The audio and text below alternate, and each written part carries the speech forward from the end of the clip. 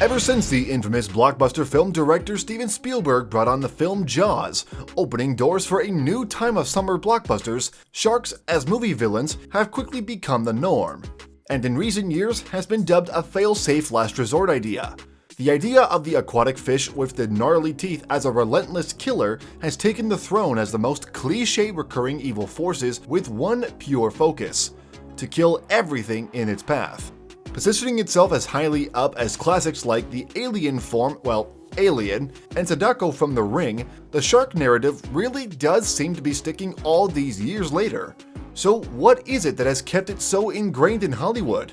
The answer may lie in its large selection of genres and projects, from classics such as Jaws and Deep Blue Sea to some less serious, more experimental films like none other than Sharknado, Mega Shark, and the Shark Attack franchise. It really does seem like there's another shark movie hitting theaters every year. So let's cut to the chase. Exactly what is it about these movies that gets people going?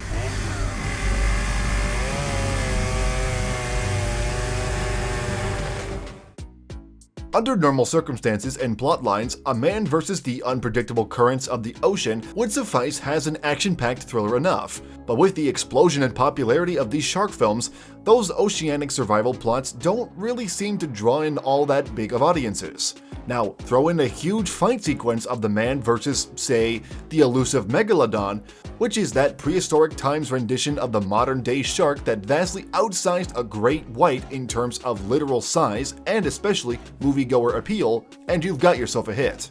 The conundrum that is the characterization of these aquatic creatures as nothing short of a villain couldn't be farther from reality. See, in the real world, sharks are typically calm and overall not aggressive fish who have been completely thrown out of context in these blockbuster films. But I mean, aren't sharks known for killing a lot of people each year?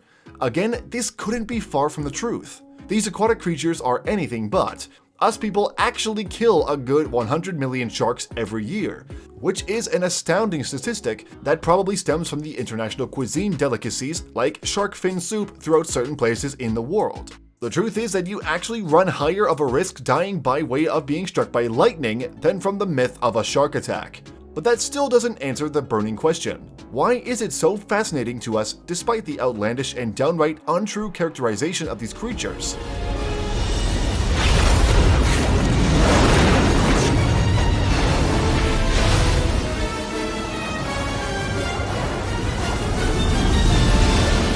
Let's face it, the ocean is a big place. There really is no shortage of places for a shark to hide out as it pursues its prey. It really is this singular mystery of where they could be that makes them so fascinating, yet so scary to people.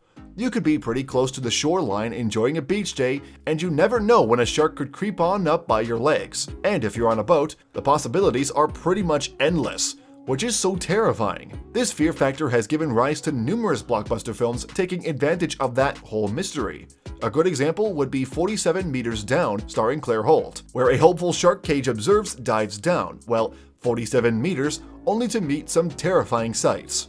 But what a lot of moviegoers don't tend to realize is that sharks aren't just in the ocean in the blockbuster films. Advances in cinematic technology have expanded the possibilities of sharks' reach. Now, a shark fin can easily be CGI'd onto virtually anything, allowing new terrains to be explored, whether it be sand sharks in the dunes of the desert or avalanche sharks on a snowy mountain, and not to mention the obvious outlandish sharks in Sharknado. In terms of Hollywood film norms, this isn't all that out there. Just take the 2006 Samuel Jackson film Snakes on a Plane, for example, which relied heavily on the surprise factor of sneaky reptiles ensuing chaos, even at upwards of 30,000 feet. Even though this is an absolutely ridiculous scenario, the film has still grown to be one of the most beloved films of its time.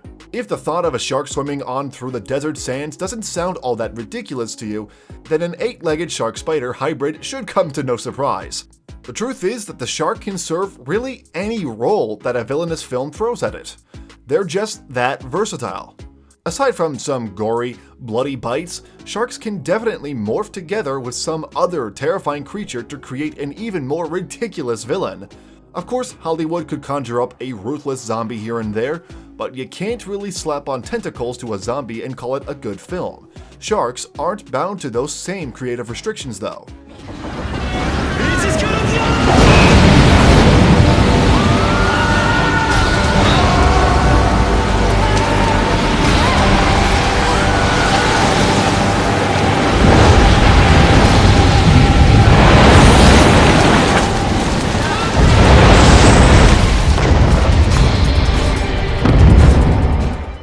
It's no secret that sharks have been dominating the big screen lately. They've become the focal point of a whole new wave of films often dubbed as the bad shark movie. Some are able to break through barriers and effectively make it to the big screen, as seen with Deep Blue Sea and 47 Meters Down having pretty successful releases. But not all bad shark movies are even intended for the big screen. Sharknado is a good example, in that it went for a straight-to-DVD and TV release. The truth is that these movies serve as a running joke for the whole bad shark movie narrative. So if it's all a joke, why are they so popular? Sharks are just a large part of pop culture. From scoring characters in animated TV shows to being the mascot of countless schools and teams, sharks are just everywhere. The most recent example would have to be the explosive Baby Shark children's song, whose YouTube video has quickly become the most viewed video of all time for the platform. It would be smart to assume that the long-running reign of bad shark movies might be coming to an end pretty soon. Let's face it, you can only have so many renditions of Sharknado before it just gets plain old. Not to mention the sheer amount of shark versus whale-wolf battles in Sharktopus. At some point, sharks are going to run out of enemies. It's safe to say that the trend sharks being movie stars will quickly come to an end.